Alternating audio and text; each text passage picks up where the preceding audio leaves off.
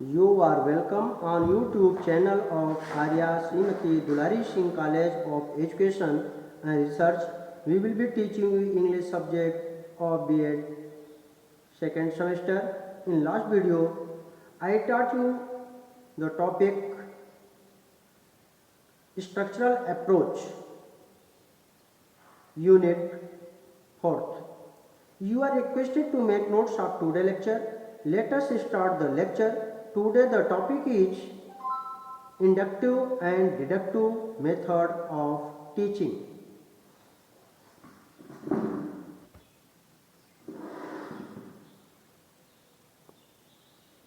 आपका जो टॉपिक है इंडक्टिव एंड डिडक्टिव, जैसा कि स्पष्ट है, इंडक्टिव आकलन विधि, डिडक्टिव निगमन विधि। यहाँ पर आगमन और निगमन विधि के द्वारा टीचिंग प्रोसेस की प्रक्रिया। Both the inductive and deductive method have an important place in the field of teaching. Inductive और डिडक्टिव मेथड, यह मेथड विशेषकर आपके डायरेक्ट मेथड से रिलेटेड जो है यहाँ पर वर्णन किया गया है। डायरेक्ट मेथड में लैंग्वेज को डायरेक्टली टीच किया जाता है। यहाँ पर ग्रामर ट्रांसलेशन मेथड का प्रयोग नहीं किया जाता है। जब बच्चे को भाषा को सिखाने की आवश्यकता होती है और उसमें स्किल को प्राप्त करने की आवश्यकता है, तो सबसे पहले उसमें directly word, phrase and sentence के विषय में एक्सप्लेन किया जाए और उसके अंतर्गत जो आपका स्ट्रेस है, रिदम है, इंटोनेशन है, इन सब पर भी विशेष रूप से ध्यान दिया जाता है। तो यहाँ पर इंडक्टिव डिडक्टिव मेथड जो है यह आपके अध्यापन के क्षेत्र में यह सबसे महत्वपूर्ण मेथड माना जाता है। Inductive method, when the students need to be taught new rule to make a great deal of preparation by a methodical procedure, then it is called inductive method. जब विद्यार्थियों को आवश्यकता हो टू बी टाट पढ़ाए जाने की, ए न्यू रूल, नए नियम को, to make great deal of preparation, तैयारी, पर्याप्त मात्रा में तैयारी कराने के नियमों को जो है पढ़ाए जाने के लिए आवश्यकता है, बाई मेथोडिकल प्रोसीजर, किसी नियमबद्ध प्रोसीजर के माध्यम से, then it is called inductive method. तो ऐसे मेथड को इंडक्टिव मेथड कहते हैं।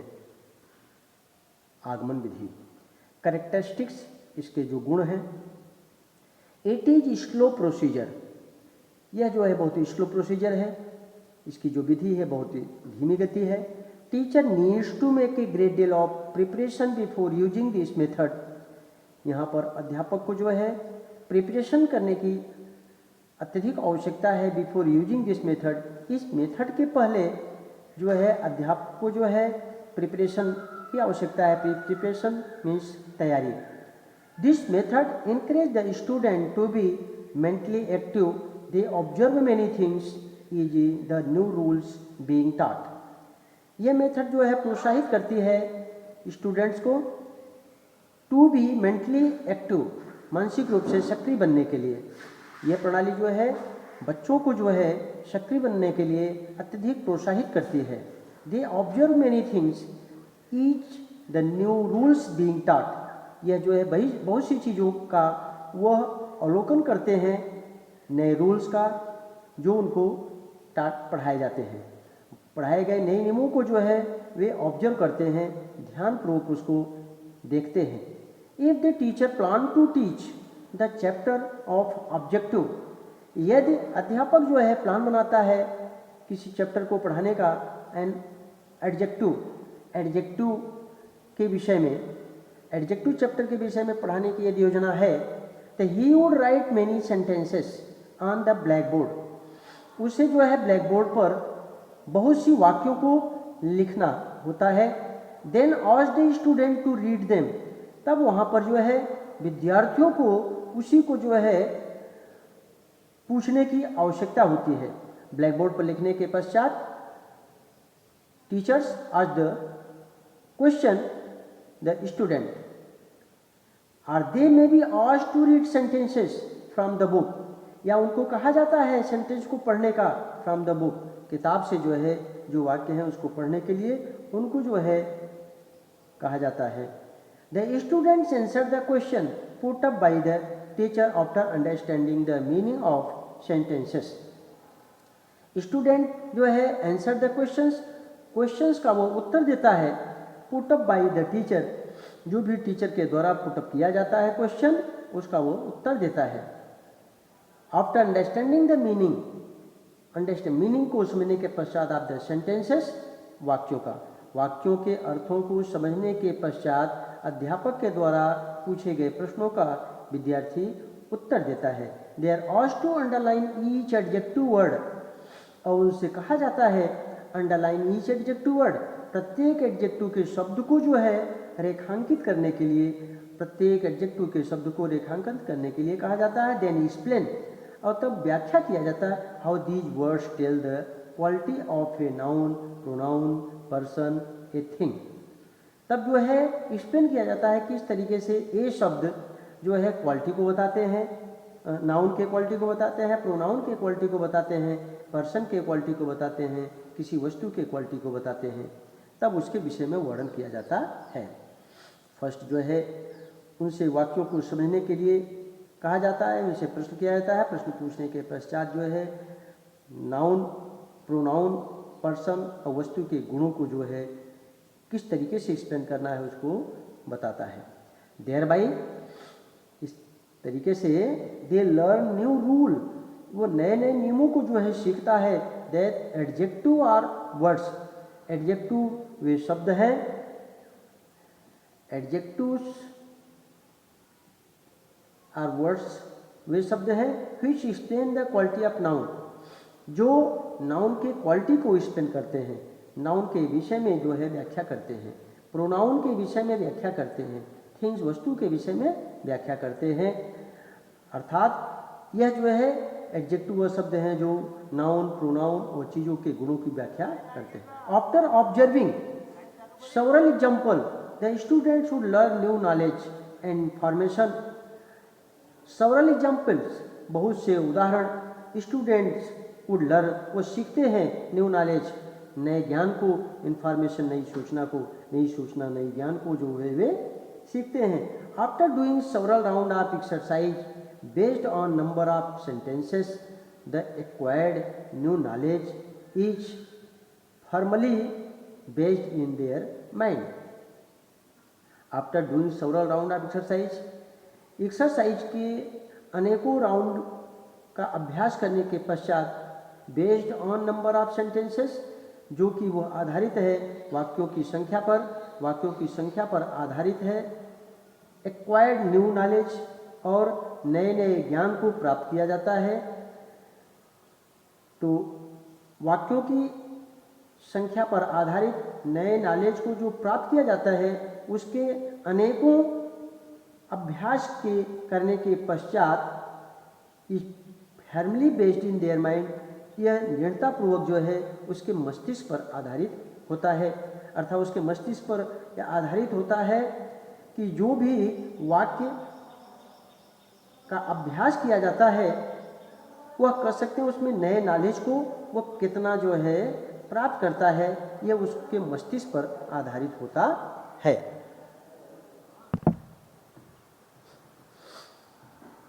Learning by the experience is normally not easily forgotten. Learning by this experience, अनुभव से जो लर्निंग की जाती है वह नॉर्मली नॉट इजीली फॉरगॉटन, वह बहुत सरलता से भूली नहीं जाती है। स्पष्ट है कि जब लर्निंग अनुभव से किया जाता है तो वह कर सकते हैं आपके मेंटल थॉट में वो बना रहता है, और यह जल्दी कर सकते हैं not out of your mind, यह आपके मस्तिष्क के बाहर नहीं निकल पाता है, क्योंकि कर सकते हैं यह intensely entered in your mind and set the fact and incident in your mind. Learning by this experience, आप जब कर सकते हैं, कार्य करते हैं तो कार्य का कर सकते हैं जो अनुभव होता है, और उस अनुभव के माध्यम से कर सकते हैं। जब आप सीखते हैं तो निश्चित रूप से आपकी जानकारी जो है वह अत्यधिक स्ट्रांग होती है। All the new rules of grammar, arithmetic, science are usually taught by the inductive method. यहाँ पर ग्रामर के जो रूल्स होते हैं, अर्थमेटिक के जो रूल्स होते हैं, साइंस के जो रूल्स होते हैं, वह यूजुअली टॉट पढ़ाए जाते हैं bye the inductive method, inductive method के माध्यम से। इंडक्टिव मेथड आकलन विधि, और वह आकलन विधि का तात्पर्य यह है कि जो कि सबसे पहले रूल्स की आवश्यकता नहीं पड़ती है, उदाहरण व तथ्य व घटनाओं पर आधारित किसी एक्सप्लेन को, किसी विश्लेषण को वह कर सकते हैं। नियमों के तहत आना, यह इंडक्टिव मेथड है। तो इंडक्टिव मेथड के माध्यम से जो है विशेष करके साइंस, अर्थमेटिक और ग्रामर के नियम जो है पढ़ाए जाते हैं, समझाए जाते हैं। इन दिस मेथड, इस मेथड में स्टूडेंट्स एक्वायर न्यू नॉलेज। इस मेथड में विद्यार्थी जो है नए ज्ञान को प्राप्त करते हैं बाय अप्लाइंग सम प्रिंसिपल, कुछ सिद्धांतों को अप्लाई करके, कुछ सिद्धांतों को जो है प्रयोग करते हुए। The knowledge and the experience acquired by this method, इस मेथड के द्वारा अनुभव और ज्ञान जो प्राप्त किए गए हैं, is formally embedded in brain, वह दृढ़तापूर्वक वह मस्तिष्क में जो है आ जाता है। एंड नथिंग रिमेन वेगो, और कुछ भी अस्पष्ट नहीं रहता है, वह मस्तिष्क में आसानी से आ जाता है और आपके दिमाग से वह कभी निकलता नहीं है। वह कुछ भी कर सकते हैं, आपके दिमाग में स्पष्ट रूप से बना नहीं रहता है। यह आपका रहा लर्निंग बाय हिज एक्सपीरियंस, यह एक्सपीरियंस के माध्यम से सीखना, जो कि कर सकते हैं। It will not be easily forgotten, जो कभी भुलाया नहीं जाएगा। डिडक्टिव मेथड आपका जो है नेक्स्ट टॉपिक है, डिडक्टिव मेथड। डिडक्टिव मेथड में यहाँ दिखाया गया है कि second step of inductive method, inductive method का यह आपका सेकेंड स्टेप है, यह आपका सेकेंड पहलू है। इज द डिडक्टिव मेथड, वह आपका डिडक्टिव मेथड है। इंडक्टिव मेथड के बाद जो है यह डिडक्टिव मेथड है, सेकेंड स्टेप है। एवरी गुड टीचर, प्रत्येक अच्छे अध्यापक apply the inductive method of teaching to fulfil importing of knowledge. यहाँ पर ज्ञान को देने के लिए, पूर्ण रूपेण ज्ञान को पूर्ण करने के लिए ये इंडक्टिव मेथड ऑफ टीचिंग को वह अप्लाई करता है। प्रत्येक अध्यापक जो है वह बच्चों के अंदर जो है ज्ञान को भरने के लिए वह इंडक्टिव मेथड ऑफ टीचिंग का जो इंडक्टिव मेथड है उसका वो अप्लाई करता है। The deductive process is concluding step, यह जो है उसका एक कंक्लूडिंग, एक छोटा सा कदम है deductive step. Law of grammar and geography are usually taught by the deductive procedure. Law of grammar, grammar के जो नियम है, ज्योग्राफी के जो नियम है, usually taught by the deductive procedure, वह आपके निगमन प्रोसीजर के माध्यम से पढ़ाया जाता है। विशेष रूप से डिडक्टिव प्रोसीजर का प्रयोग किया जाता है।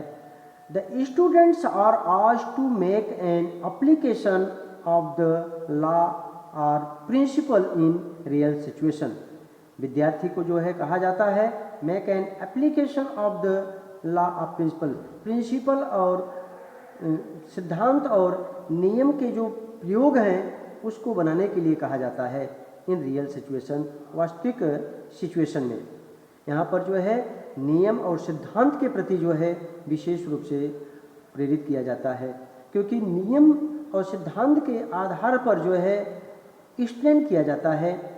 और इंडक्टिव मेथड में पहले एक्सप्लेन जो तथ्य है, घटना है, जो उदाहरण है, उस पर आधारित जो है विश्लेषण, इसके बाद में जो है रूल्स बताया जाता है, लेकिन यहाँ पर जो है और लॉ और प्रिंसिपल का एप्लीकेशन बनाने के लिए कहा जाता है, अर्थात जो नियम है और जो सिद्धांत है उसको पालन करके उसके तत्व घटनाओं का वर्णन करना होता है। Both inductive and deductive methods are psychologically methods where the student observe the several things and conclude a principle or law. Both inductive and deductive method, inductive आकलन, डिडक्टिव और निगमन प्रणाली जो है वो साइकोलॉजिकल मेथड है, वो एक मनोवैज्ञानिक पद्धति है। Where the student observe several things, जबकि विद्यार्थी अनेकों चीज़ों का वह अवलोकन करता है, एंड कंक्लूड ए प्रिंसिपल, और उसको अवलोकन करने के बाद वह निष्कर्ष पर आता है, सिद्धांत और कानून और सिद्धांत का जो है निष्कर्ष निकालता है। Both these methods complement each other, दोनों मेथड जो है एक दूसरे के पूरक हैं। एक दूसरे के पूरक तभी हो सकते हैं जब जहाँ पर एक सिद्धांत एक नियम और एक नियम एक सिद्धांत है, क्योंकि सिद्धांत पर आधारित जो है रूल्स है और रूल्स पर आधारित नियम होते हैं। तो अब यहाँ सुविधा की दृष्टि से जो है विशेष करके इंडक्टिव मेथड जो है विशेष करके अत्यधिक इजी टर्म माना जाता है। आपका जो है नेक्स्ट है आपका प्रिंसिपल, इसके जो सिद्धांत हैं, यहाँ पर इंडक्टिव और डिडक्टिव मेथड है। तो इंडक्टिव और डिडक्टिव मेथड में ये दिखाया गया है known to unknown. Known to unknown, जो बातें कर सकते हैं ज्ञात हैं वह अज्ञात की तरफ चलना, अर्थात किसी भी कर सकते हैं तथ्य घटना के विषय में जानने के पश्चात उसमें अपना रीजनिंग करना, अपना तर्क लगाना और उसको तथ्य की तरफ आगे बढ़ना। कंक्रीट से अब्स्ट्रैक्ट की तरफ चलना, यहाँ पर जो आपका कंक्रीट है, आपका जो मूर्त है, जो स्पष्ट रूप से दिखाई देता है, उससे आधारित जो है अब्स्ट्रैक्ट अमूर्त रूप के बारे में कल्पना करना या विचार करना। सिंपल टू कॉम्प्लेक्स और सिंपल टू कॉम्प्लेक्स के रूप में चलना।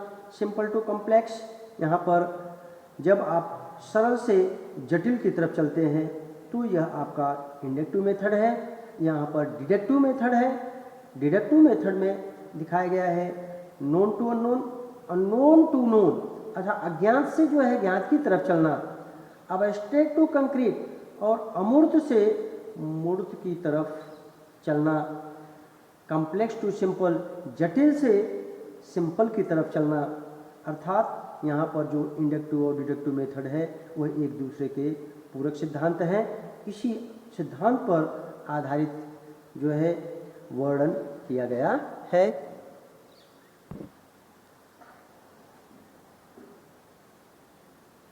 पुनः जो है इंडक्टिव मेथड में बॉटम अप अप्रोच, यह जो है निचले तल से ऊपर की तरफ जो है दृष्टि रखना और एग्जाम्पल टू रूल की तरफ चलना। सबसे पहले एग्जाम्पल पेश करना, एग्जाम्पल टू रूल की तरफ जो है वर्णन करना और स्पेसिफिक टू जनरल, विशेषता से जो है सामान्य की तरफ चलना।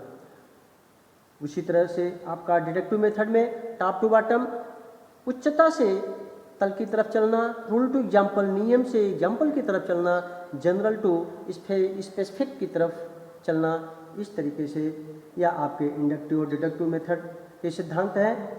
इंडक्टिव और डिडक्टिव मेथड में एक दूसरे के विपरीत हैं। नोन टू अननोन यदि इंडक्टिव में है ज्ञात से अज्ञात की तरफ, तो डिडक्टिव में जो है अज्ञात से ज्ञात की तरफ है। कंक्रीट से अब्स्ट्रैक्ट की तरफ है, तो डिडक्टिव में आपका अब्स्ट्रैक्ट टू कंक्रीट है।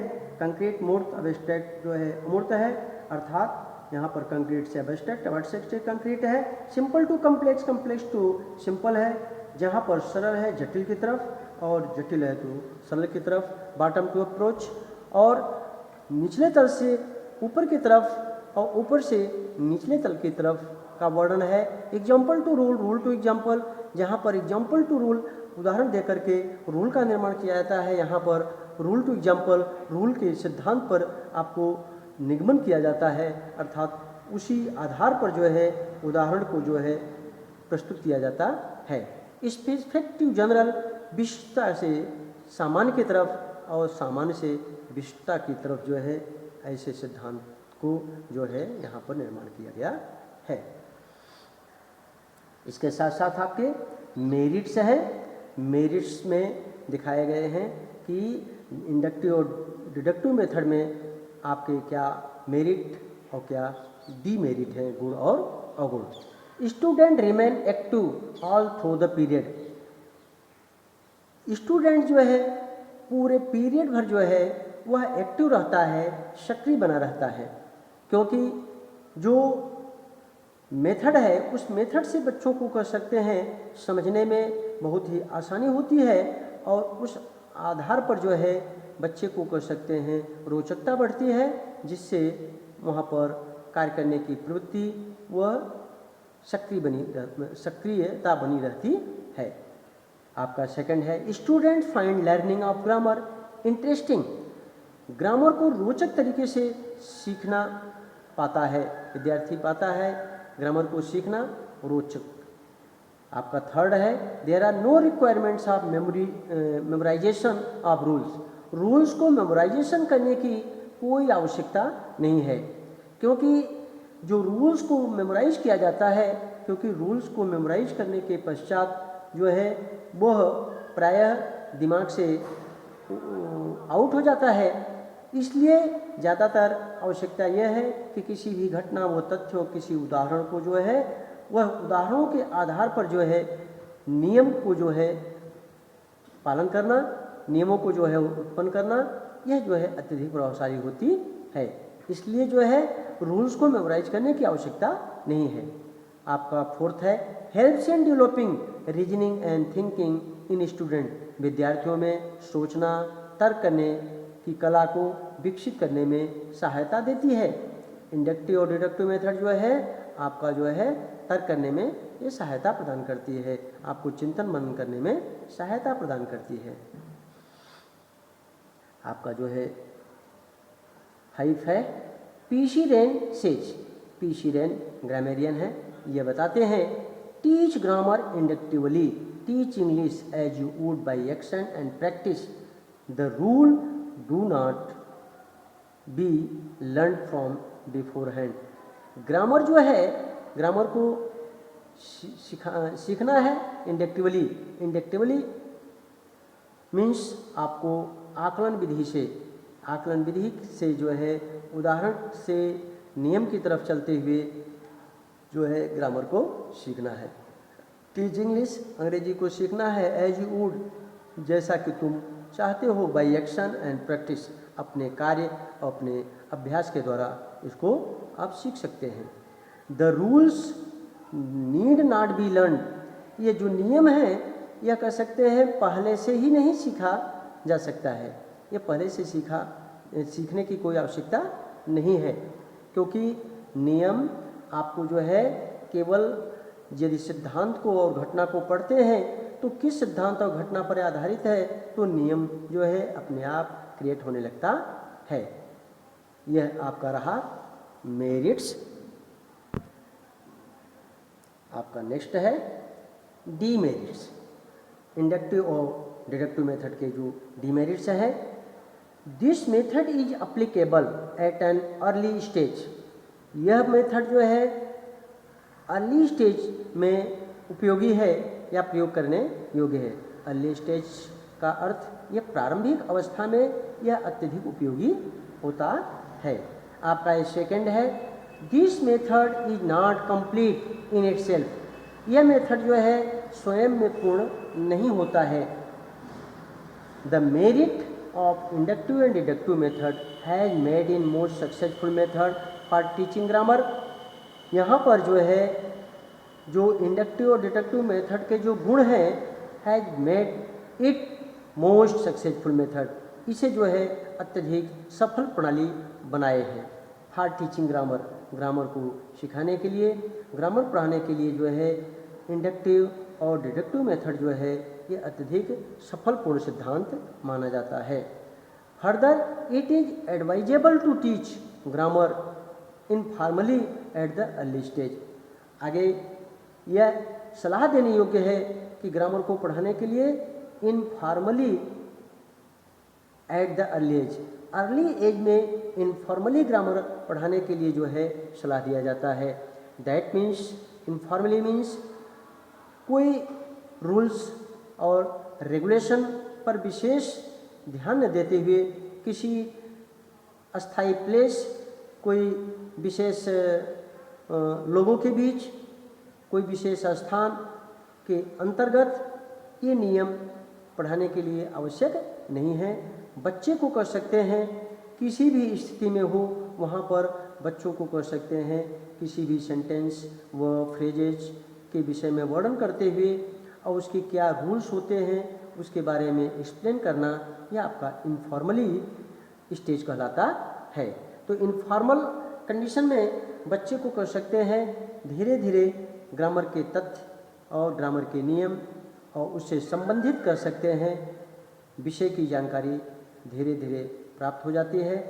तो निश्चित रूप से फॉर्मल टीचिंग ग्रामर इसमें कर सकते हैं, बच्चे को जो है प्रतिबंधन होता है, और इनफॉर्मल टीचिंग ग्रामर में इसके लिए कोई प्रतिबंधन नहीं होता है और धीरे धीरे वो कर सकते हैं, तथ्य को सीखने में उसको आसानी हो जाती है। और जब फॉर्मल टीचिंग की जाती है तो फॉर्मल टीचिंग में उसको अत्यधिक जानकारी इंक्रीज कर जाती है, जिससे बच्चे को कर सकते हैं अपने स्टडी करने की एक इंटरेस्ट और उसकी क्यूरियोसिटी जो है अत्यधिक बढ़ती है। यह आपका टॉपिक इंडक्टिव और डिडक्टिव मेथड रहा। इस मेथड में बच्चे को सीखने का सबसे सरल और सफलपूर्ण यह सिद्धांत है। Next topic